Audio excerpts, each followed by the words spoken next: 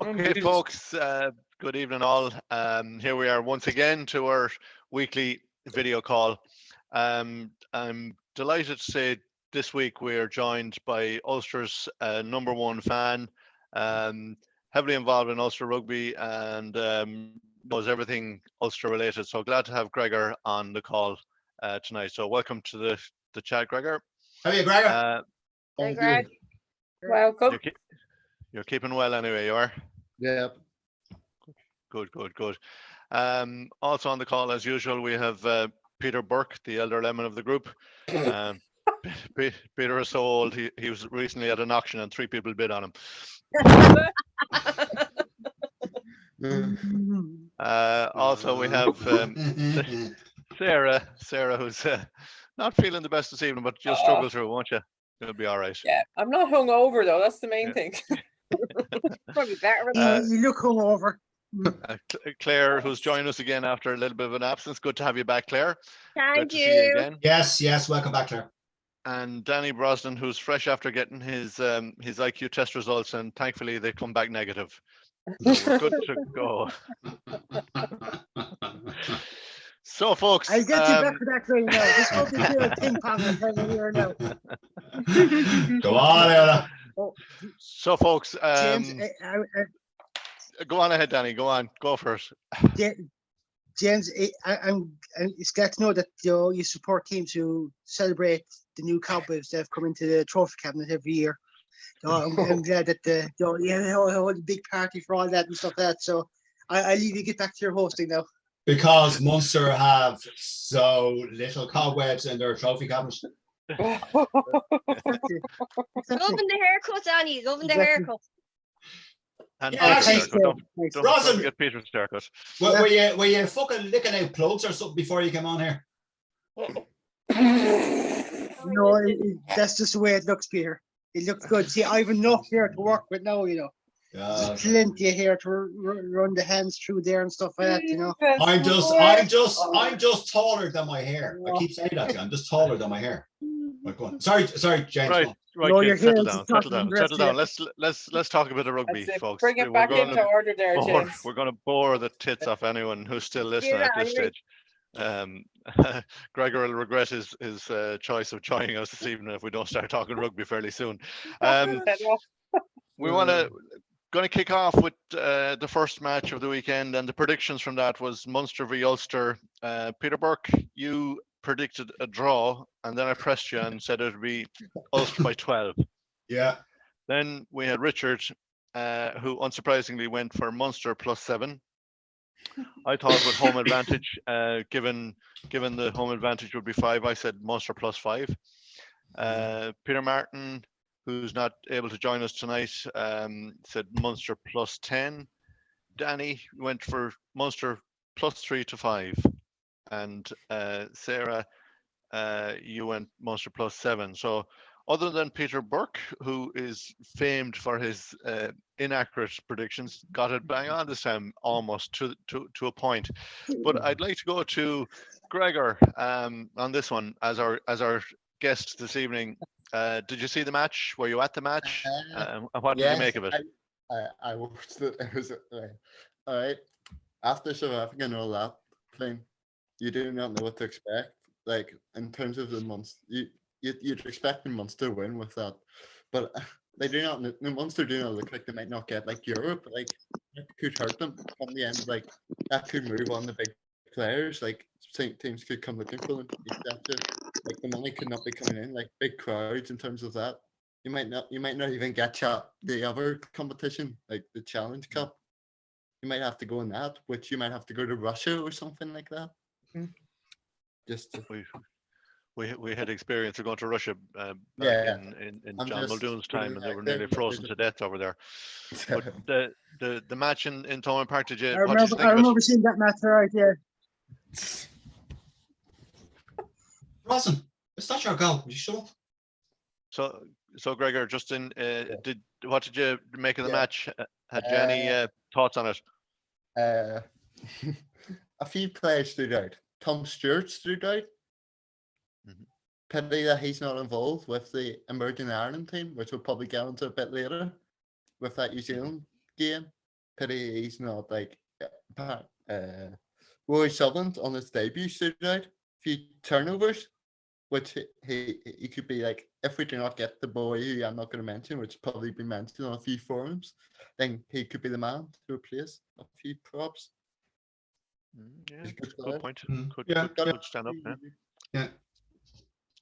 That's all I've got to say. Yeah. Okay, fair enough. Danny, you're the other most interested party on the call in that particular match. What did you make of it? Were you at it? Hello, Danny. No, I want that as well, unfortunately. But I did. I was watching the game, all right, and it was a good game. We were kind of behind. I think was it 10-6 or something like that at halftime, Yeah. and we really came back into it and stuff at the second half. We were unlucky, I think, in one respect, because I think if Crowley's conversion for the try had gone over, it would actually given us a 1 point lead. Now, we may have won the match, but Ulster came back and ended up Be fucking goal, anti penalty, applause. try, whatever. Fucking uncle. But- Yeah, you can't be talking like that. Go on. Go I on. know, but I'm happy with it, considering the amount of players that we had missing, either through injury or on international duty. It was very. I think we played well enough considering the circumstances. Crowley, I was actually very happy with. I think he did a good job of stepping up as a leader, trying to get players motivated, trying to get the attack organised and whatnot. But other than that, I think it was just a good enough game overall. But Ulster deserved to win. I think based on the way they're playing. So fair play to them. It was 3:15 at halftime, and it finished 14-15. So yeah, good second half performance by Yeah. Ulster. It was a good 11 points there. Claire, did you see it, Claire? The second I half, did. I did. Yeah. I seen bits of it, and again, a team not scoring for 40 minutes of rugby is a bit. It seems to be happening an awful lot this season for numerous teams, which is not very good. They kind of should be scoring, even if it's only points or penalties. They still should be scoring points in a 40-minute game of rugby. Yeah, I seen bits of it. Munster were unlucky in the fact that there was a couple of kicks missed. Doak was surprisingly off form with his kicking, which I found. Yeah, like if Doak had got his kicks, they would have been further away. And that's kind of. I was in and out because I was down minding a 4-year-old child, which is not conducive to watching rugby. Yeah, so I was dodging in and out trying to watch it and not kill the 4-year-old child. Do it. Kill them. I kill mine all. Yeah, Sarah, I'll come to you next on this one. This one wasn't mine, Sarah. I had to give it back in one piece. Oh, Claire, I deny my children all the time. Don't worry about it. No, definitely not mine. Definitely not mine. I'll give me strength. Yeah, James, I actually seen the highlights of this game, but it's, I'm going to be as positive as possible. It's very clear Munster are rebuilding. Every team has to go through this. They have the kind of bad days, and it all comes together in the end for them. I found a lot of kind of fair weather supporters having a go at them through the really kind of tough times, like last weekend's game. And they haven't had some great matches, but it's early days. They've definitely made a noticeable improvement in the last 2 games, and I think their academy locks and props are playing quite well, especially like last week. Can't remember their names now.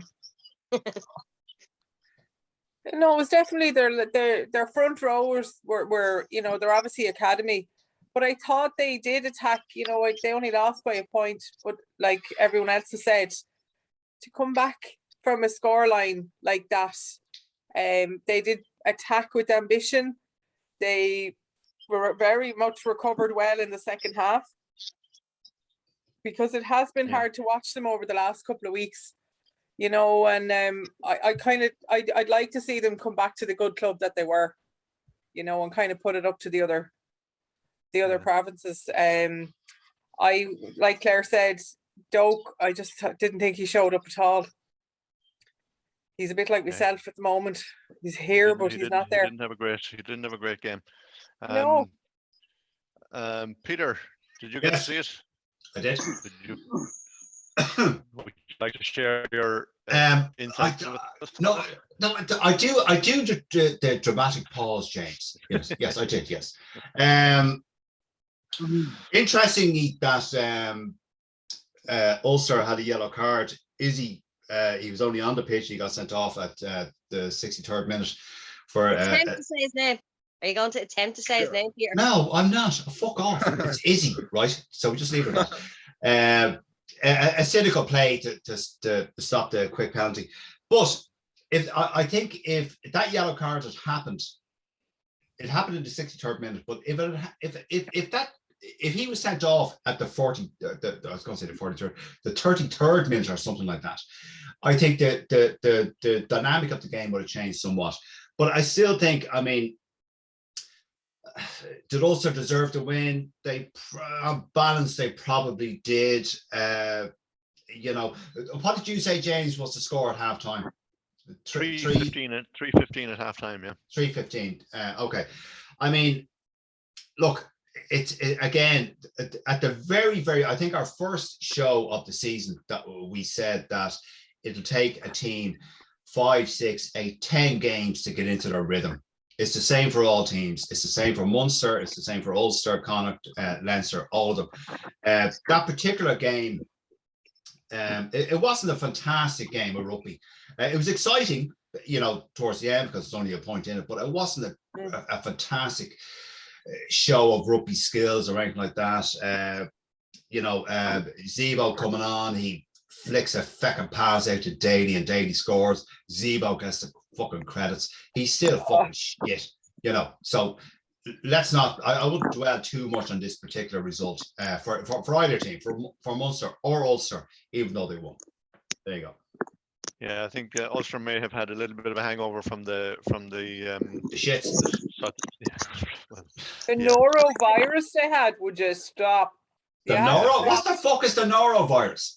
The crops. It's a posh name for the crops. Oh, right, okay. It was actually coli they had from the water. Yeah, that's so true.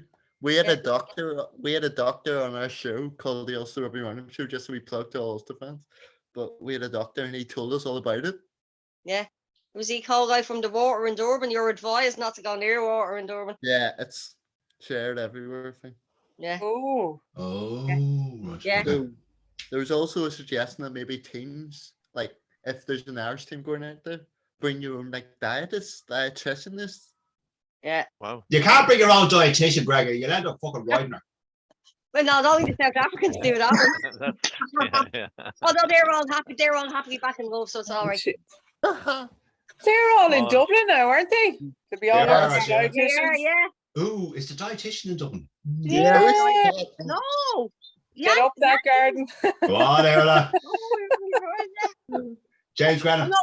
Yeah. So was our friend Nordy Murphy scored the first try in that game, wasn't it?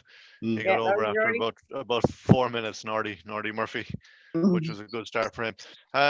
So the next game of the weekend, I think we had was the Ospreys hosting Connacht.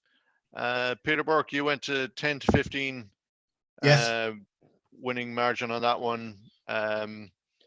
Richard said the Ospreys were shite and was recommending or predicting a bonus point win. I predicted a bonus point win, obviously. Peter Martin said was the only one who went Ospreys +3. Jesus, he got it badly wrong. He was +2. He's fucking useless. Was he on something? Was he on something last week? Was he? He was on the team. Danny, you give Connacht +4, and Sarah, you went bonus point win for Connacht. We didn't quite do that.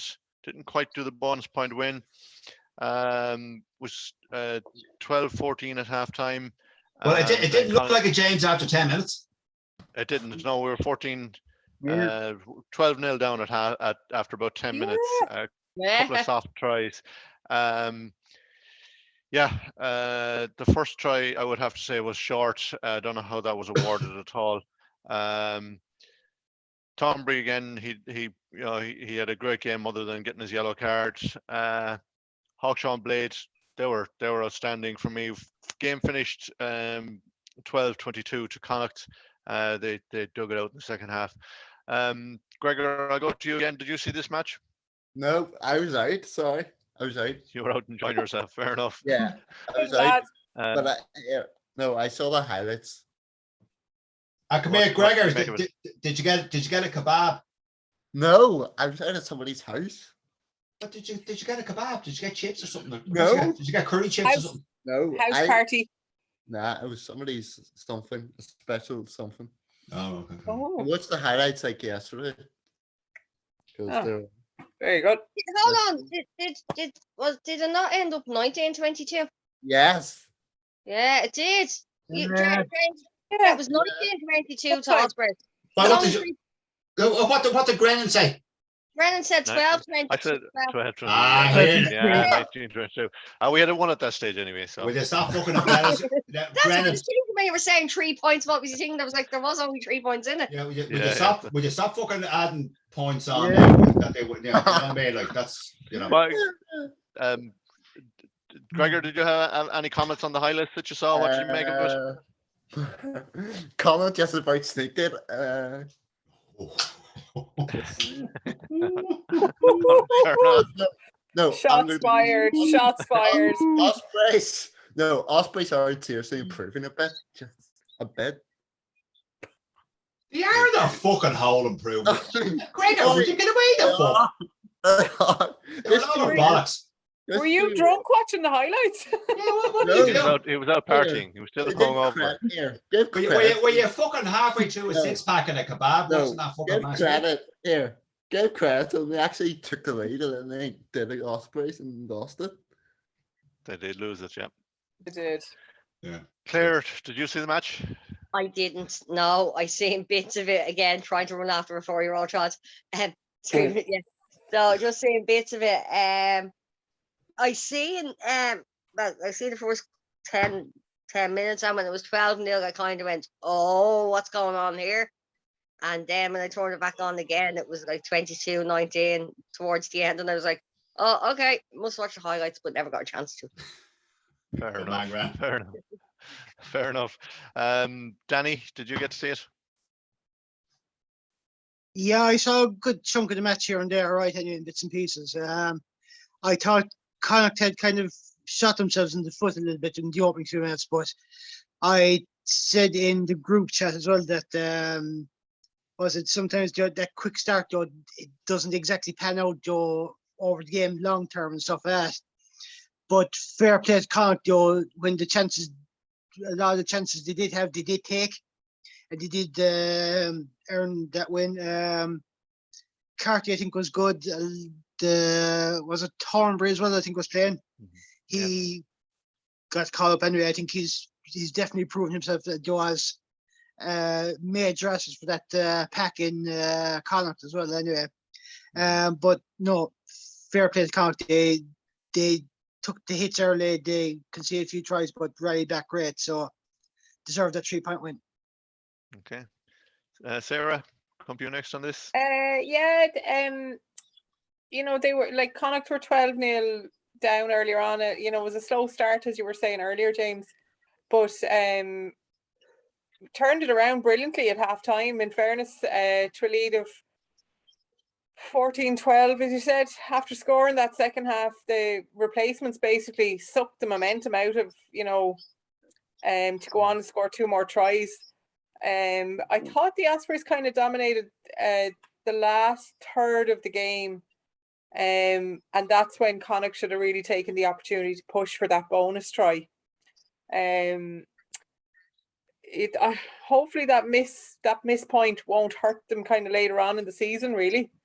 I thought Carty played well, but he kicks the ball away too many times. When he should really keep possession, he's good enough to keep the possession. But Blade, Ainger, is that his name? I thought they were excellent, Jack and they kind of Ainger, steered Connacht home in the second half. Did you see As I Keelan? said, pardon? Did you see Keelan Blades try? Yes. You know, overall, like, it was well controlled after a poor start, and it was obviously a good win.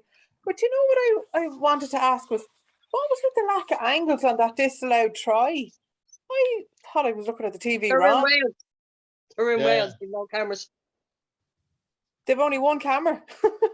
I think they've only two or something. I remember that happening before over there. It's something to do with their camera angles. They only have two or three, and they're not great. It's very frustrating to watch because you're like this, kind of looking at the camera, you know, and I thought that, you know, it was because it was disallowed. It's just frustrating that way, I suppose. But overall, a good win for Connacht under their belt. Peter, finally to you. Yeah, it was a good win for Connacht. The one thing I would say that Connacht, the Ospreys had a fella in the bin, I can't remember his name, yellow carded, and Connacht failed to capitalise on that. But I feared for Connacht after, as we mentioned before, James, after about 10 or 12 minutes when the Ospreys ran in 2 tries, they were down, what was it, 12-0 after 10 minutes. But I said it into the group, I said, okay, you know, this might be it, but I can still see Connacht winning this. Fair play to them, they came back. I thought Hawkshaw had a great game. He is a force to be reckoned with in the centre of the park for Connacht. Claire, seriously. Okay. You know, Did you miss me? did I interrupt you? Yes. Do you know what I mean? Every week you do, but anyway, and there we are. Oh, But anyway, Peter, sorry, James. No, it was a good win for Connacht. Great resilience shown. My only criticism would be that they didn't capitalise on Osprey's yellow card. There you go. Yeah. Hawkshaw, he Great, had a great. brilliant game. He had a brilliant break up the wing and a superb offload for a try there. That was the one the Blade sniped in at the end there. So that was pretty much made by Hawkshaw that got us to into the red zone there. I was expecting a more close to the bone response from you, like a fat chick eating a KFC. I thought it was going to be close to the bone. Your response there, Peter. No. Fair. So the last game of the weekend, let's see, where are our predictions for that one? For Scarlets hosting Leinster. Peter, you initially didn't want to call this, you wanted to be put down as a question mark, but then you got off the fence and said plus 15 for Leinster. Yeah. Richard said it was going to be plus 10. He started plus 15, then changed his mind to plus 10. My prediction was going to be a bonus point win, and the only question was whether it would be first half or second half. Did happen in the second half. Peter Martin said bonus point win. Danny, second half bonus point win, so bang on there. And Sarah, you were plus 15.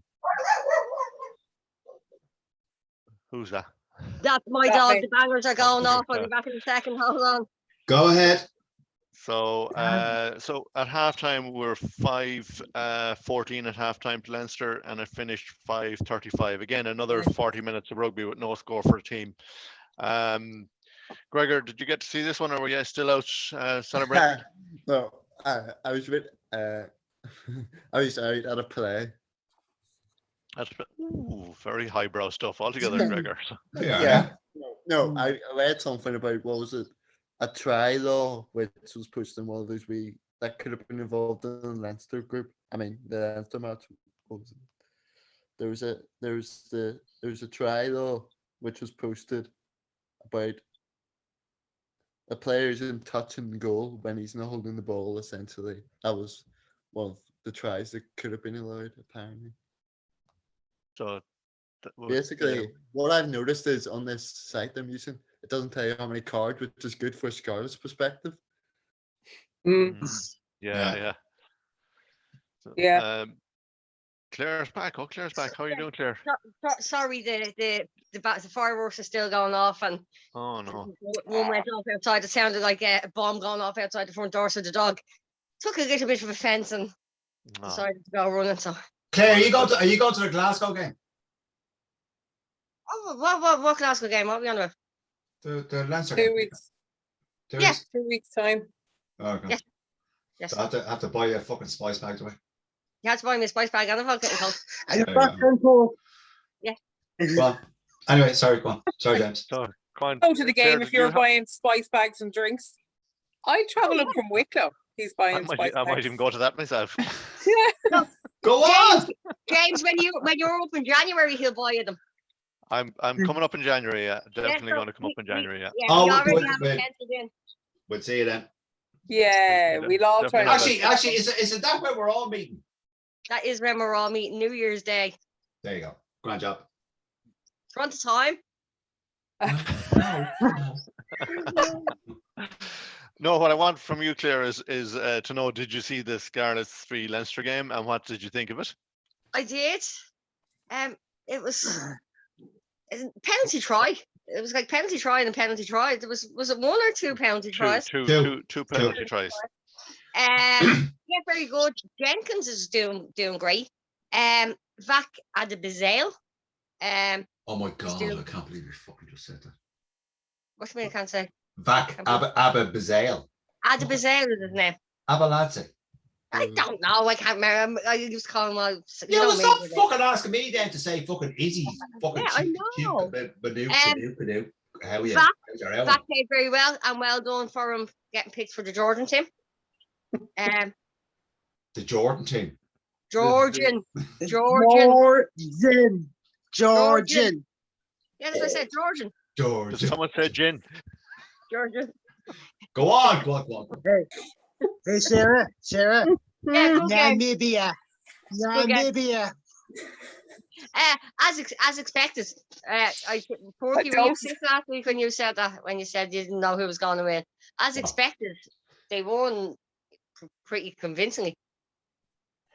Oh, yeah. 30-point win is pretty convincing. Yeah. All right. Oops, excuse me. Oh, Now that you have that out, Peter, have you anything else to say about the game, Peter? Now that you have that out of the way. Sorry about that. Burke, you're a gas man. You're a gas man. Go on. No, sorry about that. Jesus Christ. that kind of cracked up and went out. It's the dynamite for you. It is. No, I mean it was. Oh God, yeah. My only fear for this game, when we spoke about it last week, prediction wise, was that it was going to be a second and a third string Leinster team that they were going to send out. But I'm saying that, like, do Leinster have a second and a third string team? I mean, any 15 players that you put on that pitch, they all know what they're doing. They all know their positions. They're all one-off runners. They know their pods. They know the line-out calls. They know everything. Although the line-out was a bit shit. But I just thought, like, the thing I said into the Leinster fans group was that Leinster won convincingly, albeit it wasn't that difficult because Scarlets were fucking shite, and they were shite. Scarlets, like, Jesus Christ, I mean, yeah, they showed flashes of averageness, but they were fucking brutal. But Leinster just, hell yeah, go away type thing. Okay. Yeah. No, but it was though. I mean, I might sound like I'm being flippant, but it was like the Welsh teams, and we've said this before. Like, it's just, I don't know. Yeah, They're shite. yeah, they're They're shite. shite. They're shite. Yeah, there you go. Okay. Sarah, did you see it? yeah, I seen the. I watched this game.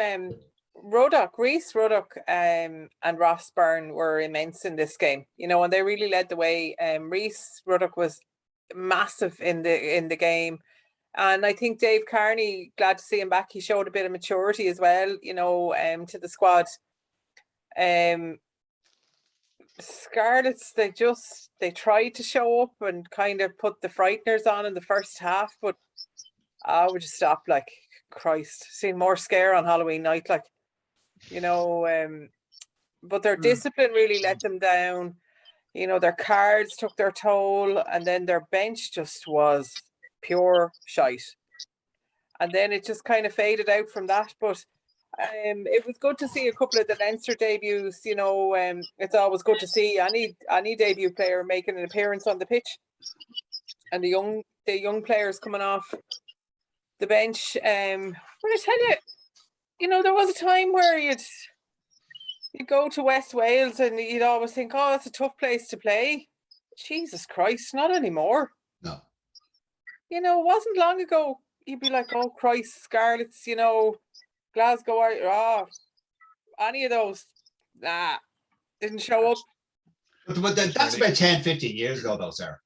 I know, but you That would was very still nice of think it was a tough place to go. You'd always think, but they're just kind of whittling down. It's very sad to see it in the game. Like, you know, you would think Welsh rugby was strong, but it's not. You'd fear for the Welsh team against New Zealand at the weekend. Oh, but- Jesus, stopped. They get Gonna fucking be- hammered. But Yeah. the Welsh have always been like that. They're always shocking in their provinces, but when they pull on the Welsh jersey, they play unbelievable. And Yeah. we said Unbelievable. that- Yeah, it's a bit that's you know you're well, they play Bit a lot of a better stretch. this year with their Deal with their provinces. yes. I'll go with I that, mean, Gareth. I'll go with that. They play We better. have said that a couple of times. We have said that a couple of times in our chats about why do they play shite in the provinces, but when they come together under the dragon or the Welsh flag, what's the difference? So Mm. Guess the step up. Danny, did you see the game? Yeah, I always saw bits and pieces of it here and there. So to be honest with you, I didn't see enough to comment into it. Honestly, it's just good wins for Leinster. Scarlets, don't know what was wrong with him and the rest of the West regions, but Leinster won. Not surprised. Yeah, I watched the game right now. I have to say it wasn't the most entertaining game of the whole weekend. No. And from a neutral's perspective, obviously I was shouting for Leinster from the Irish point of view, but yeah. You were in your fucking hole. You were fucking secretly Of course, I want to see hoping an Irish Leinster team. would lose. Of course, I want to see an Irish team win. Jeez, look! See that? See this here? Look. not everyone is like you, Borky. Not everyone is like you. I have the different shade of green on tonight, lad. Go on, Erla. Go on, Erla. Right. Aye, we got the proper shade on now, Brendan. That's the proper shade there now. Yeah.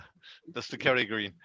Uh, So next weekend we have a number of internationals. We don't have any interpros or any URC matches next weekend. We have Saturday. We have Italy, Samoa kicking things off at 1 p.m. Then we have Scotland, Fiji at the same time. Wales, New Zealand at 3:15. Then the big one, Ireland, South Africa at 5:30, and France, Australia at 8 o'clock in the evening. So nice bit of rugby ahead. So maybe anyone interested in doing predictions on those games? Yeah, go on. Shout them. I'll give you predictions because All right. I'm always right. Okay, so Peter Burke, who's always right. We'll go with Peter okay, first. so Go on. Jesus. Now, I reckon- are you? I reckon go- Italy can beat Samoa. I just have Gregor, hold on. Give Let him a Peter go shot, first, Peter, Gregor. I come to you in a give him minute, shot. Gregor. Hold on. He's our resident Richard tonight. Just butting in. Go on, James. Call them out. First game. So Italy v Samoa. That will be an Italian win. yes. Yeah. Unless Samoa shocked us. True. Actually, yeah. Go on. Next one. So then we have Scotland v Fiji. I thought Scotland. I'm gonna go with Fiji. Fiji. Okay. Yeah. 1 second. No, I better write this What's down Finn differently. Russell's I'm making team? I'm making I a ball said in this here now. to be back, but I don't trust it. Finn Italy. Russell is fucking shite. Go on. Yeah. Better Oh, Oh, he's Kane a fun player. Horn's way better. Yeah, but He's a Go on. Sorry. Scotland, Fiji. Spooker. No, bear with me. Talk among yourselves there for a minute. I'm just writing down so I can give the proper. But sure, Go on, Danny. Russell had to be added anyway since Kinghorn pulled out. Oh, he had to be added back in. Yeah. You see, Sarah Duffy is taking the filth out of that fucking statement. You know what I mean? Fucking Einhorn, whatever. Yeah, What's his all I said name? was Kinghorn. Kinghorn. Russell slipped in. He is so good. Kinghorn pulled out, Russell slipped in. But in fairness though, like if you're going to go into the porn industry, like that's a brilliant name. You know what I mean?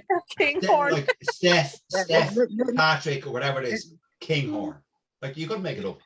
There you go. Yeah, but Right, Peter. Let's get let's back to the not rugby. forget So the you, two South African props. Danny, All shush. right, Shut up, Brosnan. Shut up, Brosnan. Shut the Peter. So Yeah. you're saying Italy and Fiji Shut up, in Griffin, the shut first up. game, then Wales, New Zealand, New Zealand. PB, Yeah. and then France, Australia. Oh God, now that will be the game of the weekend. God Almighty, France.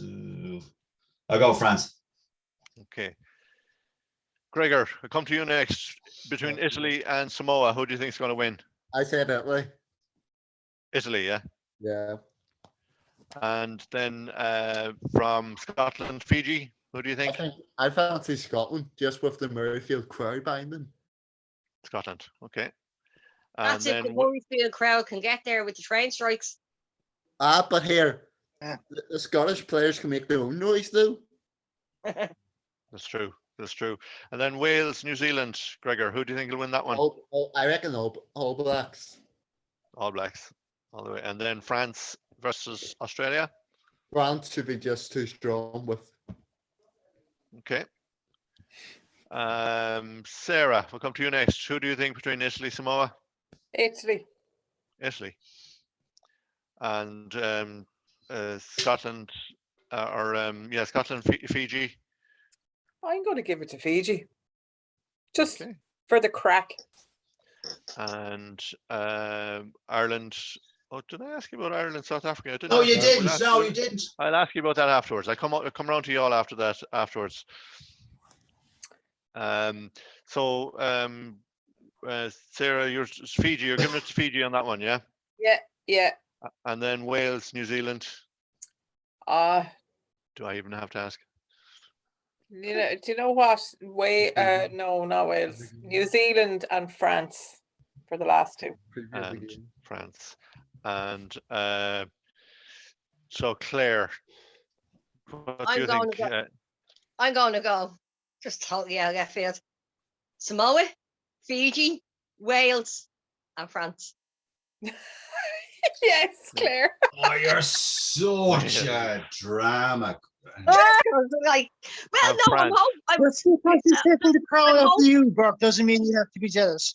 I'm hoping for a Welsh win for other reasons, Peter. And did you say France for the last one? Yeah, France for the last one. I'm hoping for a Okay. Welsh win Yeah. for other reasons, Peter. No, Danny, your turn. All right, okay. Yeah. Danny, your turn.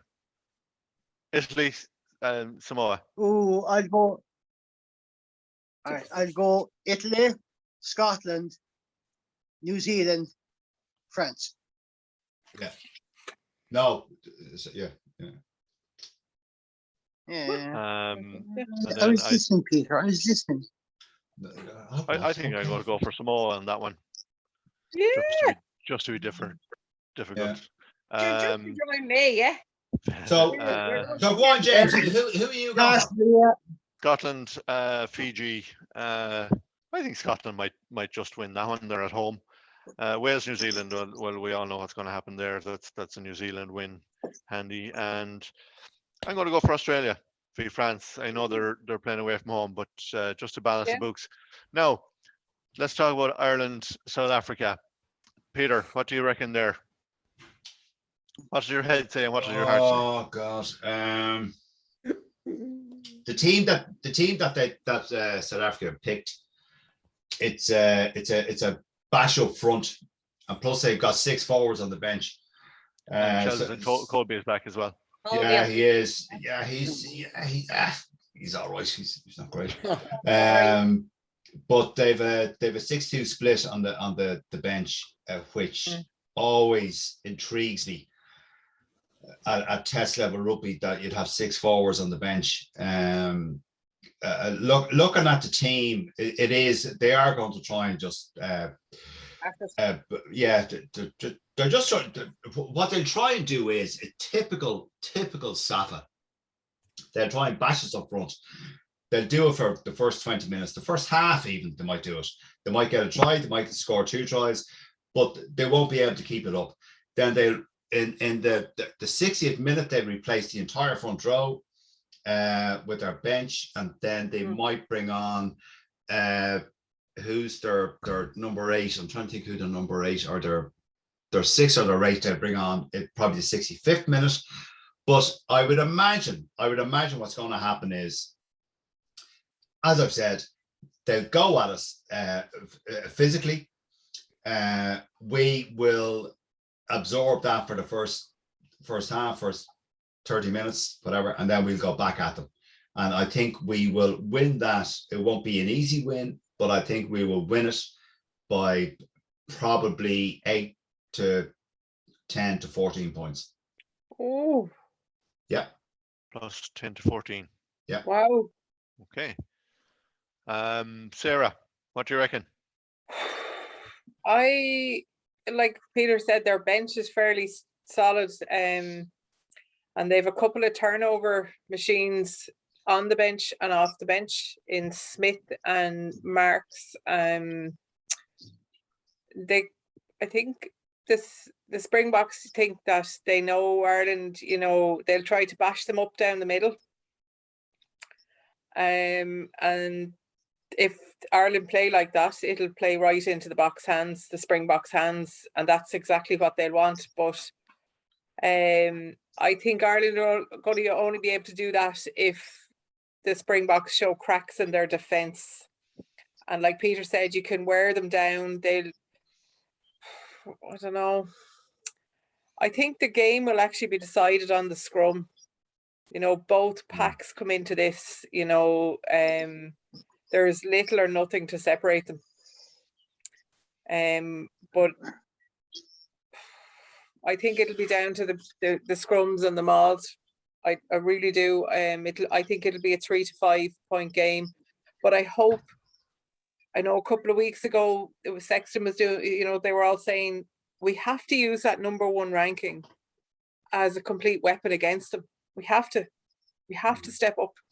They're gonna bash Sexton down the middle all day long, but he's solid, and I think he'll rally them all up. But 3 to 5 points, max. For Ireland. Peter, you're off your head saying 14. Off your. You said to me, was I fucking pissed saying that fucking Connacht were going to win by fucking 12 points about 2 weeks ago, and I was right. All right, so hold your wish. That doesn't mean you're not off your tits saying it this week, like. No, actually, who's the ref for that game? Frank Murphy. Who? No, it's not Frank Murphy. It's a Georgian. Yeah. It's a Georgian, Peter. It's a Georgian man. What's his name again? The Georgian man. Oh, it's some very difficult name. That's not your man that sent it, that done the yellow card in the Six Nations. Remember when everyone was confused? Was it Yeah, O'Malley? that's him. That's him. Remember, there was all the confusion as to why they were dropped. It's actually a very good ref. His name is Nika Amashuk. Yeah, him. Well done. Yeah, I know. How are you? How's your elmo with that? Your father. Nika took a shit. I'm a fairly stuck myself on what to say about that. Gregor, how do you see that game going? Okay, right. Just looking at their second row. So I'm thinking O'Malley in the second row, because if you look at their second row, what's it like? They've got who? Etzebeth and somebody else. So Etzebeth's going to try to go for the Diego, yeah. Yeah. So basically, South Africa will target it. South Africa are not going to. So basically, I was reading a wee article in a newspaper about South Africa. They're not going to disagree with Texans back chat.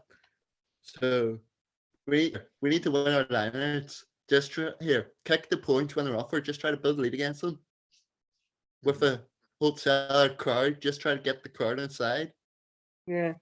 with a hooker who's scoring tries, just get them all going. In terms of that, Saxon knows what to do. Farrell knows what to do. But the problem is coaching 2 teams in 24 hours. Just saying, Yeah.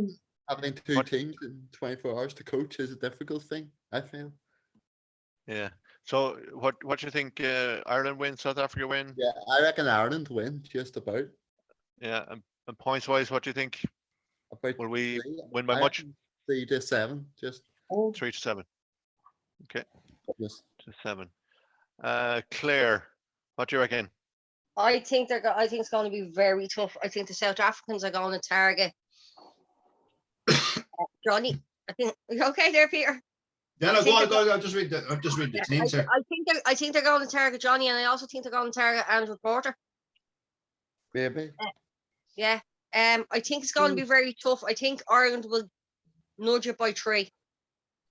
Okay. Well, hold on, Great. Claire. Porter is up against It's off. Mahal, right? Kids off. Yes, Kids off. Kids off. Yes. It's off. Yes. Yeah, No, we so know he'd be up we know against the right player who's Mahal, that. right? And the cock in the back row. Or yeah, fair enough. Vincent Cock. Is the Wait, cock wait. is the cock in the back row? He's No, he's on the he bench. is in the thing. On the He's on the bench. bench. On the bench. Wait, He's on the bench. Yeah, he's ready. He's just ready to spring and tackle. I Are we- tell you where there's a fascinating battle up front in the front row, but also in the middle of the park. You've Okay. got probably So- Deolande and Creel against Yes. Yes. against And Sean Ringrose. John Ringrose. That's Oh, that's going to yeah. be a fascinating battle. That one. Yeah. You Are know, we so- presuming Porter starts though? Are we presuming Porter starts though? We're presuming Porter starts out. We are presuming. I would say Porter will start. Yes. Okay, I'm just asking. That's quite all right, Gregor. It's okay to ask. You can ask away. Throw it out there. We don't care. We don't care. And Pimpy on the wing is going to be depending on who's on air wing. I'm assuming air wing will be Balakoon and Malcolm Hansen. Balakoon. My Pimpy, yeah, he'd be up against. Hansen or Balakoon. I'd say Mac Hansen. I'd say Mac Hansen. Ah, if yeah. Hansen is playing 14, he's up against Van Pepe. Yeah. Hansen's all over him. Battle. I think it's going to be very, very close game. I do genuinely think it's going to be a very close game. I'm kind of conflicted. My heart is saying one thing and my head is saying the other thing. Are you We talking have- about food or are you talking about the No, rugby my match? heart is saying Ireland. My head is kind of saying South Africa. Yeah. Have a word with your head there, Claire. Yeah, I know. Go on, well, I know. call a fucking result, will you? Get off the fence. I did. I called did, Ireland shit. by 3. All right. Yeah. okay. +3. Danny, what do you reckon? How do you see this one going? Oh, you know what? The fact that South Africa have Faf de Klerk and Willie LaRue on the bench is saying something, all right? Joe, because I'd say when they come on for Joe, maybe last 20, 30 minutes or whatever, you'll probably see the tempo change in that back line for South Africa. I think that's what they're trying to accommodate as well, just to kind of do change things up. But the way that bench is set up and that pack is done, they're going to be as physical can be in terms of ruck, scrums, line out smalls, everything like that. Yeah. That's like how fuck about and find out pack they have there, both on and off the bench anyway. When Cox springs into action anyway, it's going to be I think you'd see that you see Porter you're taking it Is fairly that- hard. is that before- He's going to be taking it fairly hard. So do you It's reckon going to be Cox, taking it very tough as well. He springs into action. So, but I will. when Cox go- springs into action, will that be before kits off or not? Yes, James. Yes. But you see, Kits off has already started, so that's grand anyway.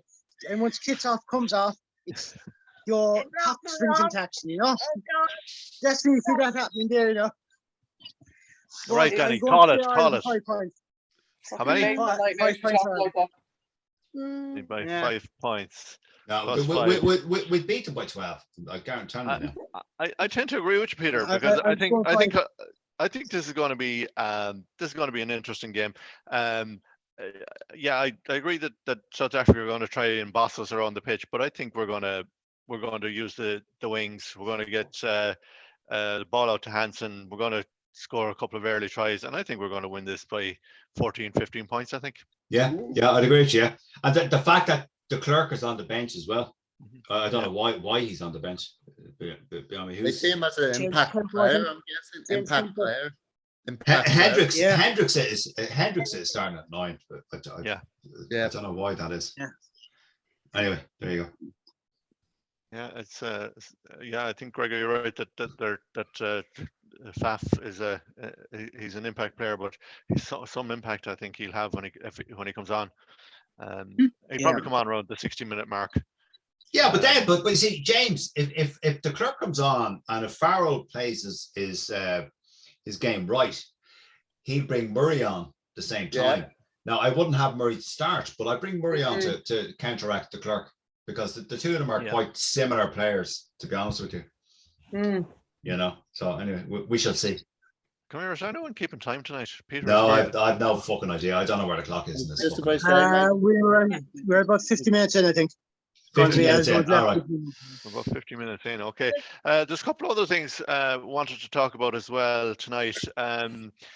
Claire and Danny, you've both mentioned in the group on the forum or on the page about the new contracts for the Irish ladies. Claire, do you want to give us your thoughts on that?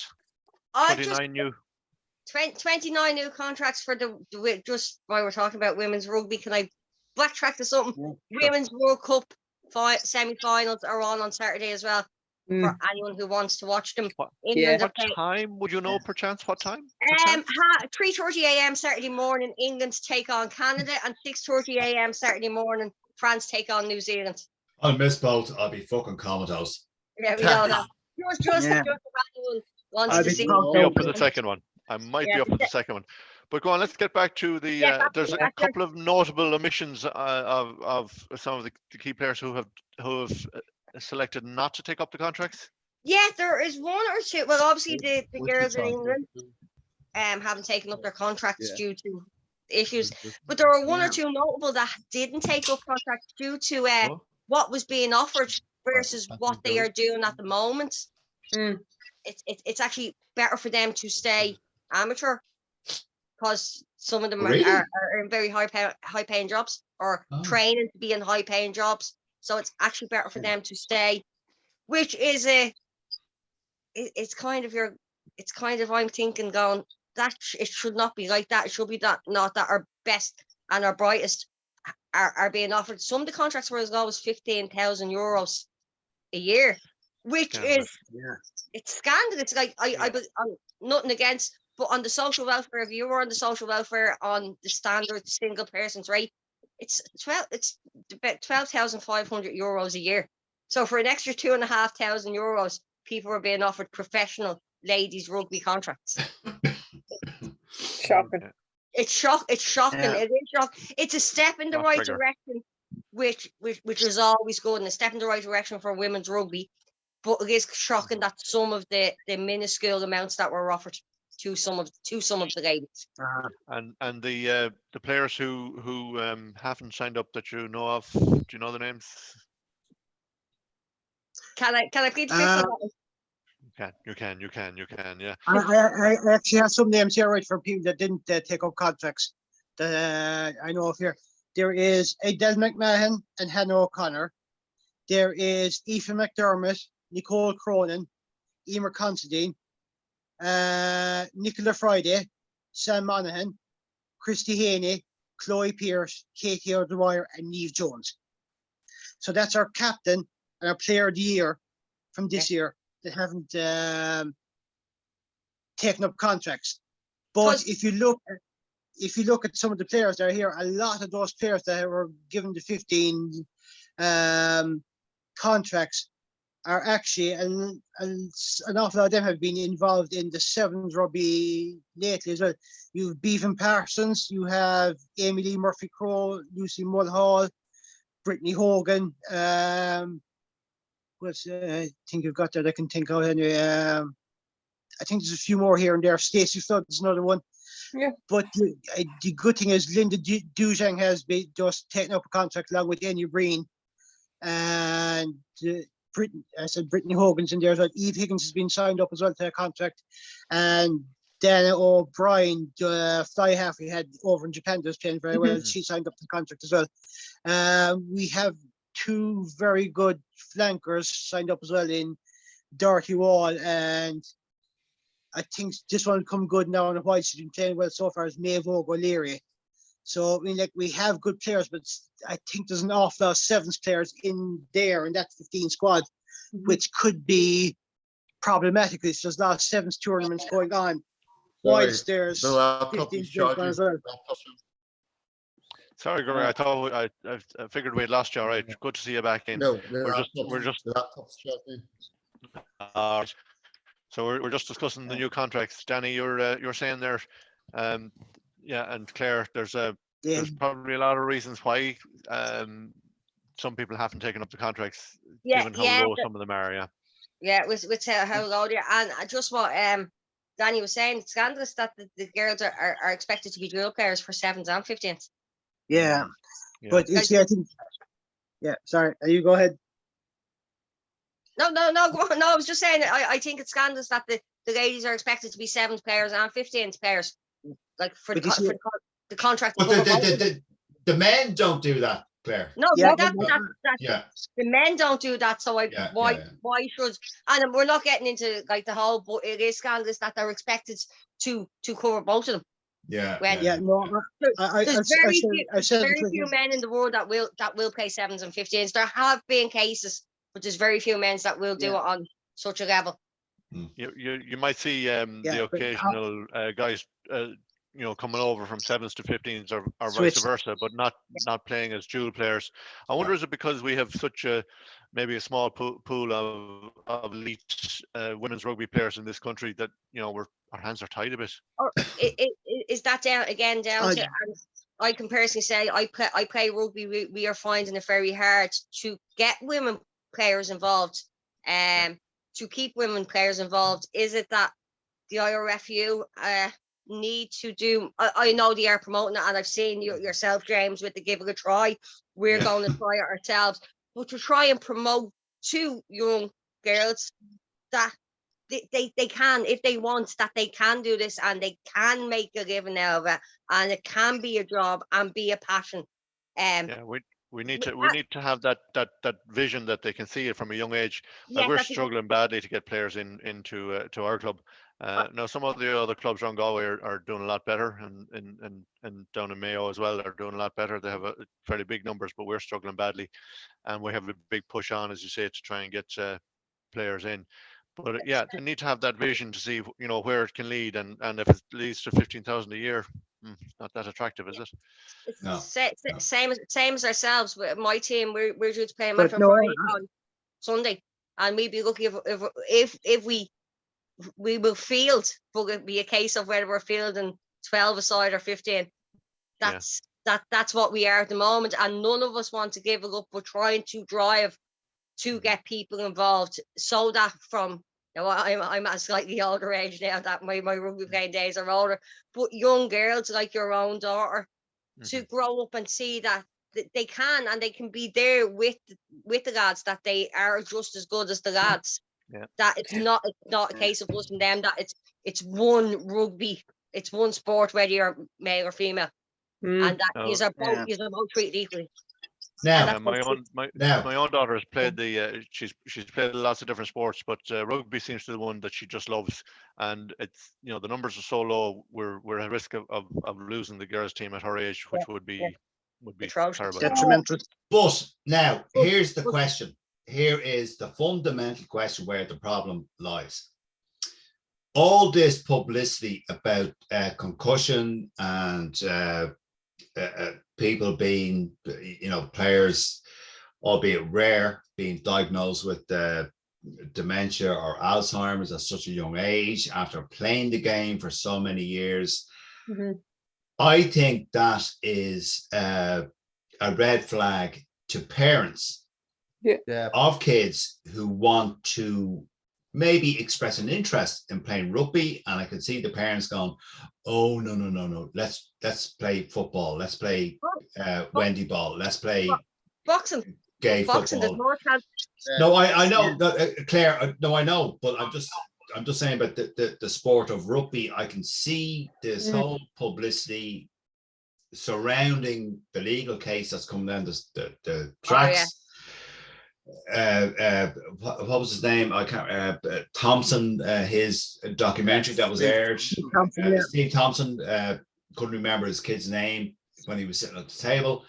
All this, and he attributes that to head injuries or concussions that he got while playing rugby. This does not bode well for our sport. It doesn't. You know. So, Gregor, you're still there, yeah? Yeah. Yeah. What's the situation like up in Ulster in terms of the women's rugby, or are you close to it, or what's it like up there? I'm not too sure if I'm being honest. Like, Okay. another wee plug to, like, we have like somebody who's like part of the Ulster Rugby, and I'm sure he actually plays like what's it, the AIL, like Club Rugby for Cook, which like she would update us in terms of that. Like, she's currently, like, she's had a few casts for Ireland. She tells us like all of the updates in terms of that. But like, maybe there should be more up here for women's rugby. Like, Yeah, I think you're right. It needs to get equal billing. It needs to get more publicity. Sarah, where do you stand on it? I'm assuming you're concurring with the comments made.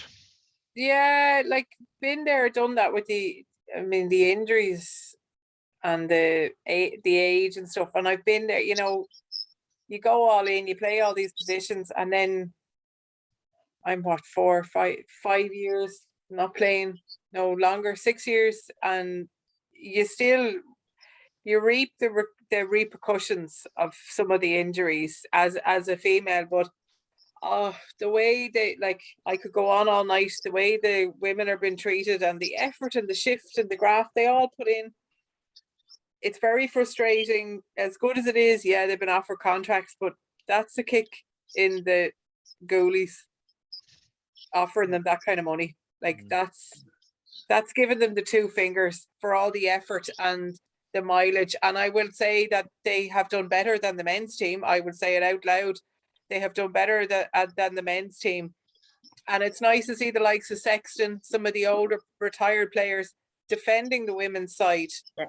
You know, but it's not good enough. It's not good enough. They're trying their best to do things for women's sport and all, and look, I could rant about it, I could go on and on, but it's not good enough. You know, been there, done that. You've seen more of that jersey. They need to keep doing more. It's a good start, but push it on. Yeah. Let's do it quickly. So we spoke a few minutes ago there about the concussions in sport. Another thing that came out in the last 24 hours is a rumor that there may be an attempt to remove the jackal from the rugby game. I'm waiting for Brooke's reaction on this one. I was just going to say, I'm assuming, Peter, you're a huge fan of this proposed move to remove the jackal from the game. I think this is an absolute load of fucking bollocks. True. I think. Here. Yeah, I think. I think if World Rugby are trying to bring this in, they are fucking killing the game, because it's there are several key parts to our game. The jackal is one of them. I don't think banning the jackal is not the way to sort this out. How you do it is, and it's very fucking simple, right? You insist on the below the shoulder tackle. You insist on now it's going to like, these things happen. You can insist on all you want, but these things happen, right? But banning the jackal is just fucking ridiculous. It's part of the game. It's probably there's probably 3 or 4 cores to our game. The jackal is probably one of them, right? If you try and fucking ban that, would just fuck off. You might as well play fucking Wendy ball, volleyball. Go and fuck off. No, I hate it. Don't want it. Hate it. Hate it. It's ridiculous. It's ridiculous. I don't want to talk about it anyway. No, I'll be honest with you. I think it's one of those kind of ideas where it seems like a great idea in paper, but it's just another step towards league. Yeah. Because like if that's the case, you're basically getting tackled, you're putting the ball back, and you just passing it away and repeating the same thing again and again. Because if you look at some of the differences between union and league, there's the scrums, there's the rucks, which includes tackles in my books, there's lineouts, and there's mauls. That's the 4 differences. Now, if you take and the timing, Danny, that they have, you know what I mean? That they have 6, 7, 8 tackles or whatever the fuck it is. Yeah, fucking we can go through all these phases, but like in terms of play like that, that's probably a couple of the key areas that you have to look at. Now, you take the jackal away, you basically might as well just tackle a lad. He just do it like they do in league. You just put the ball down on the ground and you roll it back and off you go. So if that's the case, you might as well just rebrand Union League and go that way. So to be honest, pile of shite, scrap it. Yeah. Keep the jackal in the game. That's part and parcel of it. Yeah. Save the jackal. Save the jackal. Hashtag save the jackal. Go on, Claire. I take it you're in favor of keeping it as is. Oh Yes. God, yeah, like the whole point in the adrenaline rush is to steal the ball. Like you steal the ball and then oh God, I couldn't get my head around this, and it was probably the worst thing I asked earlier was what are you talking about? What rules change? But on the breakdown rule, hitting the lower part of the body, aka the legs, where you're meant to wrap, like that's going to be very difficult to do and defend the jackal. Even if the jackler is in position, bent over the ball, a defender has to find a way to come in straight in from behind. While not making contact with the head, God forbid. I couldn't get my head around this, and you can't. How do you dislodge the ball? Who knows? And you can't come in from the side, God forbid. Jesus Christ! Like Richie McCall might have words about that.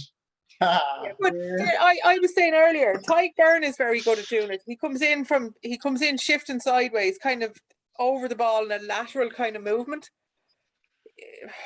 God, I just think, how the hell do you injure yourself from going for the legs? If you put your head on the right side. No. You're trying to. I know, but you see, Sarah, the problem is that if you're doing the jackal, if you're going over the ball, right? Yeah. Then the attacking player comes in, shoulder charge to try and dislodge you. That's a shoulder charge or a non-wrap tackle. Yeah. This is what they're trying to get rid of. Yeah, but you're not going to get I don't think going for the legs is going to cause an injury. You're naturally trying to get them off. You're trying to get under them to get them off. I know, but you see, but if you're attacking a jackler, you're not going to be able to get at his legs. Do you know what I mean? Because you're going to be coming straight on to the gate, and the jackler's over the ball, and you're going to be hitting either the back of his head or his shoulders or something like that. You're not going to be able to get at his legs. That's the thing. That this is what they're trying to do. Unless you come in at a slight angle, if the jackler's here. And if you're coming in, Danny's offside.